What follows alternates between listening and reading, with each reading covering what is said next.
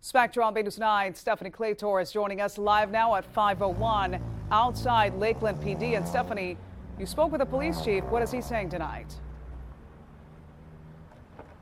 Well, Veronica, Police Chief Larry Giddens said after watching the surveillance video, he believes that his officers' actions followed the department's use of force policy in this incident. This deadly police shooting of 17-year-old Michael Taylor in a chaotic, crowded parking lot of about 200 people has some upset. It's very scary because I thought the police was supposed to protect us. They got me scared. Tamir Rivers was in a car behind Taylor's when she heard at least 7 shots. The surveillance video shows Taylor driving toward an officer and officers shooting at Taylor. Officers were trying to stop him for being in a stolen car. This person ignored multiple verbal commands. All that suspect had to do was follow those commands. And the next 46 seconds wouldn't have happened, and he wouldn't have lost his life tragically. I asked Lakeland Police Chief Larry Giddens what he would have done if he was there.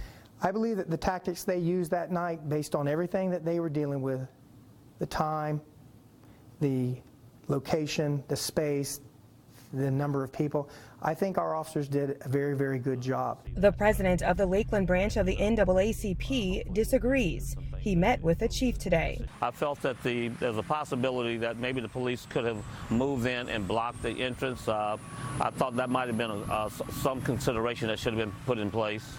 I was concerned that so many shots was fired when there was a lot of people in the immediate vicinity. Reginald Artis said Chief Giddens disagreed with him. Was there an option to not approach the vehicle? And then what does that say? Are we not going to try to take criminals into custody? What do you do there? Do you just let it leave and then we get into a pursuit and some innocent family gets hit? Others believe the officers should have aimed for the tires. So shooting tires isn't a good practice. It's not a good practice because it will not stop the vehicle. Artis wants parents to step up in order to prevent this from happening in the future. We want the community to understand that the police has a job to do, but we need to be more protective of our kids. We need to tell them there's nothing good going to happen at 2:30 in the morning. Police Chief Larry Giddens said that this shooting is still under investigation with his department along with the state attorney's office, and he said that investigation could take for 6 to 8 months to complete. Reporting live here in Lakeland, I'm Stephanie Claytor, Spectrum Bay News 9. Claytor is live at Salem's Fresh Eat. Stephanie, police have been called there for a number of issues in the past, and now calls for change. That's right, Veronica. In 2018 alone, there were 203 calls for service here.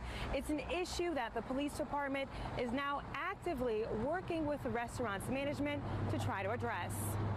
Witnesses of the police shooting of 17-year-old Michael Taylor say before Taylor was shot, this parking lot was full of people just having a good time. It's a regular scene, people playing music, people getting them something to eat in our gyro, everybody chilling up there. Just chilling scene, he was just chilling. You know what I'm saying? It was just regular, nobody wasn't fighting, there wasn't no fights, or there wasn't no arguments, nobody wasn't starting anything, people just drinking, having a good time. But it looks like hanging out and drinking in the parking lot late at night is about to come to a stop. Since the shooting, the management at Salem's Fresh Eats and the police department have come up with a plan to make the place safer. They've agreed that at 2 o'clock they're going to close their restaurant. They're going to hire police officers for security up there, and we're going to turn it into, after 2 o'clock, a drive-through that will not allow these crowds to gather there. Chief Larry Giddens says there's been numerous issues in the past that have led to arrests. Several weeks ago, we had a large fight that broke out there. Several people were arrested during that incident, and anytime you have that kind of social unrest, you're going to have the opportunity for people to get hurt and police officers to get hurt. The manager here said that tonight and tomorrow night, this restaurant will close completely at 2 a.m. and then starting in the new year on Wednesdays, Fridays, and Saturdays, this restaurant will offer drive-through services only from 2 to 4 a.m. Live in Lakeland, I'm Stephanie Claytor, Spectrum Bay News 9. 17-year-old Michael Taylor was shot and killed by Lakeland police while they were trying to arrest him for being in a car that was reported stolen. Spectrum Bay News 9's Stephanie Claytor live in Lakeland sharing the newest information that we have on this continuing story. Stephanie?